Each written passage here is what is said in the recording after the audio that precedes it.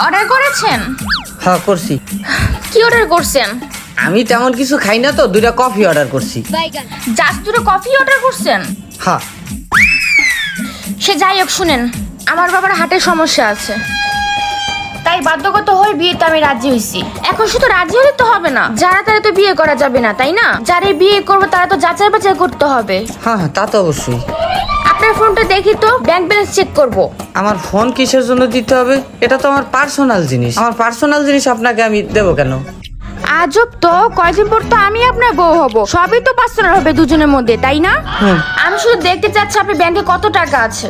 আমি শুনছি আপনি নাকি অনেক বড় লোক, ব্যাংকে নাকি অনেক টাকা আছে। তো আমার তো চেক করা লাগবে জিনিসটা, কারণ মুখের কথা তো বিশ্বাস করা যাবে না, আমার তো চেক করা লাগবে, তাই না? দেন ফোনটা দেন। আচ্ছা পাবলিক তো আপনি নেন, চেক করেন, যেহেতু চেক করতেই আসছেন। বাহ, ভালোই তো টাকা আছে। লাস্ট উইথড্র 50,000 টাকা। চলবে, ধরেন। আচ্ছা যাই হোক, আপনার চুলটা কি আসল? হ্যাঁ আসল চুল। মুখে বললে তো হবে না, হাতে চেক করে তো দেখতে হবে। এদিকে আসেন। আরে আরে আরে কি ছিঁড়ে গেল? আরে বাবা রে। আসল। আপনার চুলগুলো তো অনেক সুন্দর, অনেক সিল্কি। চাইলে আমারটাও চেক করতে পারেন, সমস্যা নাই। না তো লাগবে না। ও, আরেকটা ইম্পর্টেন্ট কথা, আপনার ফ্যামিলির কেউ অসুস্থ আছে? না, সবাই সুস্থ আছে। হ্যাঁ, আমি সেই সুস্থ কথা বলতেছি না তো। মানে ওই যে জন্মগত রোগ, সেটা কি কারো আছে? যেমন ধরেন হাঁপানি, শ্বাসকষ্ট, মির্কি ব্যারাম, বাতের ব্যথা, এইডস রোগ, টিবি রোগ, মানসিক প্রতিবন্ধী, এগুলা কি আছে?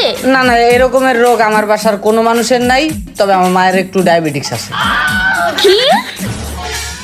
ডায়াবেটিস? আরে বিয়ের পরে তো সকালে সেই বড় ওইটা রুটি বানাতে হবে, হাঁটতে বানাতে হবে, তারপর যত্ন নিতে হবে। একই তো চেহারা সমস্যা, আবার তার ভিতরে তার মা ডায়াবেটিস। এই ফ্যামিলির সাথে আমি থাকবো কেমন করে? না না, এটা তো আমার দ্বারা সম্ভব না। বাবা কেমন ছেলে দেখতে পাঠাইলো। ম্যাডাম, দেখছেন? ইয়েস।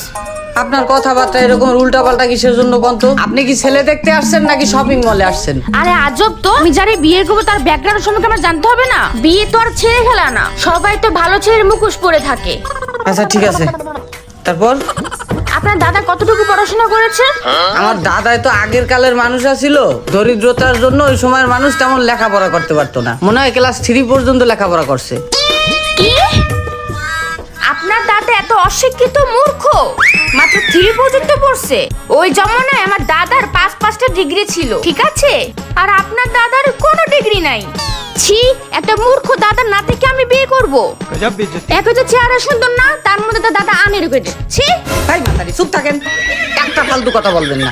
ফাজলামি পাইছেন না? আপনি কি আমার দাদার সাথে বিবাহ বসবেন নাকি? আপনি আমার দাদার সার্টিফিকেট নিয়ে টানাটানি করতেছেন। সে ওই কালের মানুষের, সে কি ডিগ্রি ছিল না ছিল তা নিয়ে এখন আপনার টানাটানি করার দরকার। আমার দাদা আরো প্রায় 20 বছর আগে মরে ভূত হয়ে গেছে, সেই দাদারে নিয়ে এখন আপনি টানাটানি করতেছেন। আজব তো, আপনি দাদা নাতি না? সেই পরিচয় বাস্তবে না আমাদেরকে।